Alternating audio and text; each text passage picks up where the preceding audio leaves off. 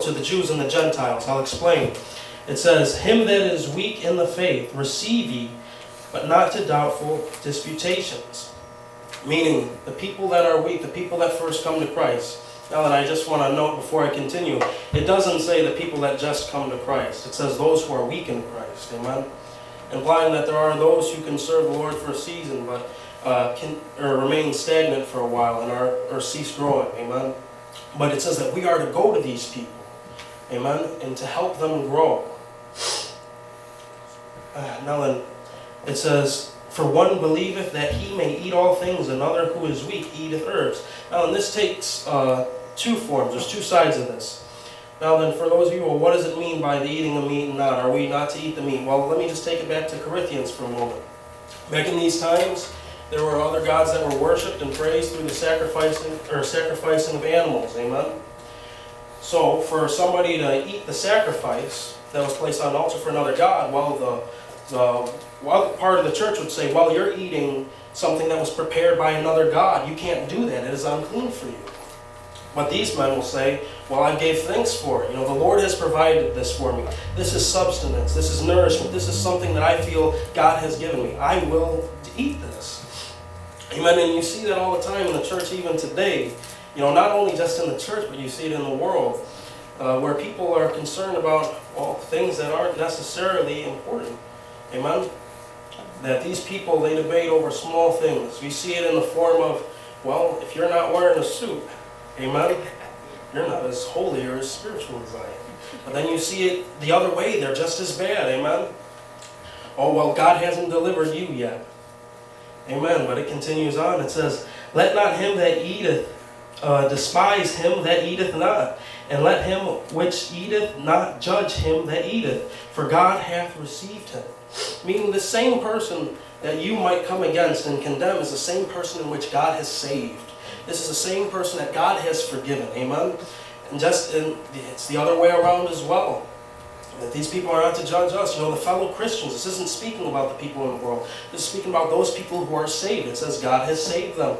It says, "Who art thou that judgest another man's servant? To his own master he stumbleth or falleth. Yea, he shall be held up, for God is able to make him stand." We discussed earlier, the Lord gave Tim a word about a brother, Mark, or Scott, sorry.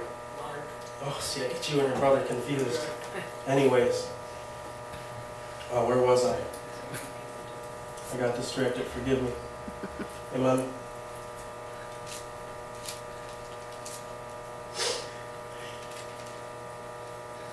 I forgot where I was going. Amen. It says, "Who art thou that judgest another man's servant? To his own master he standeth or falleth. Yea, he shall be held up, for God is able to make him stand." Now, and we were presented, well, God's mercy. Amen. That time in which you spent back then, it doesn't matter. It's void. It's under the blood. Other people might even argue with that. Amen. But my question for you is, who here today knows the full extent of God's mercy? Amen. Amen. Now, this is where it gets deep. I'm going to propose to you a question. There's a man that serves God. You know, he's holy and baptized, filled with the Holy Ghost. Amen. Well, life keeps on hounding him and hounding him and hounding him. Amen. And this man says, "You know what, Lord? I love you and I'm sorry." And he takes his own life. My question is, did this man go to heaven? Do you know? It says that murder is indeed a sin. And if you do take your own life, you are murdering yourself, are you not? But then again, I propose to you another question. A child is born retarded, unable to speak, read, write, walk, take care of themselves. This person is never able to grow up and profess Christ as being Lord. That they're never able to make that confession with their tongue. Amen? And they die. Does this person go to heaven or hell? Do we know the full extent of God's mercy? This person clearly isn't in the right mind. Amen? Will God truly judge them for that? It makes me think of Sodom and Gomorrah. Amen. There was a time when the Lord appeared before Abraham. And the angels were with him. It said the three appeared by him by the trees of myrrh. It's in Genesis, I think, chapter 22, if I'm not mistaken. And the angels basically asked, should we hide this thing that we are to do in Sodom and Gomorrah? It says, the men turned away and went toward Sodom, but Abraham remained standing before the Lord. Then Abraham approached him and said, will you sweep away the righteous with the wicked? What if there are 50 righteous people in the city? Will you really sweep it away and not spare the place for the sake of the 50 righteous people in it? Far be it from you to do such a thing, to kill the righteous with the wicked. Now, and if you understand where Abraham is coming from, he has a personal relationship with God. He knows him. He knows that he's a God of love and mercy and compassion. That's why when he realized, that God was going to go in and destroy this place, he had to take a step back and surely there are innocent people there. But he didn't understand the full picture, that there truly wasn't. Amen. He questioned God, because it wasn't like him to do something like that. Amen. The point that I'm getting at is that God is a just God and he is righteous and he will do what is right. It even says it. It says, far be it from you, will not the judge of all the earth do right?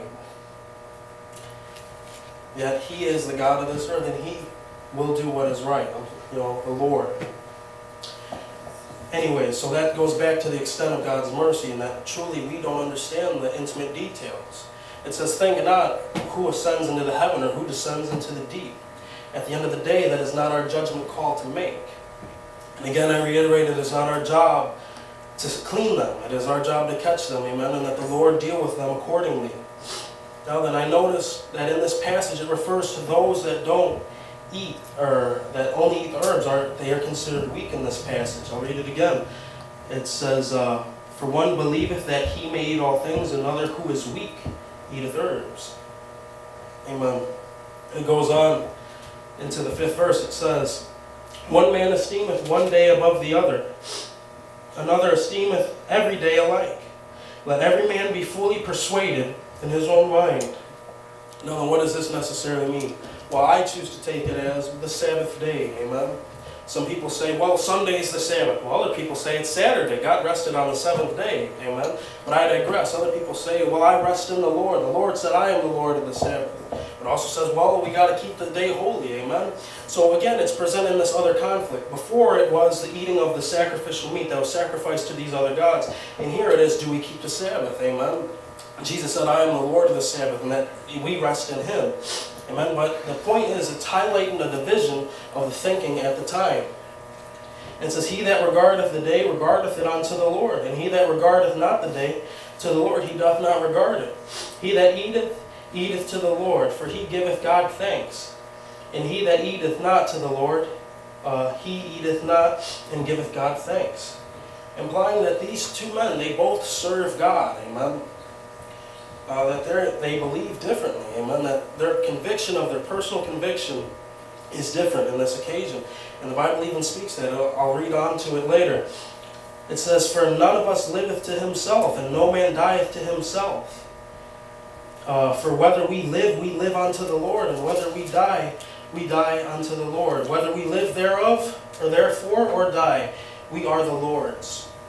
Now what does this mean? Well, it explains it later on. It says, for to this end Christ both died and rose and revived, that he might be the Lord of both the dead and the living. But why dost thou judge thy brother?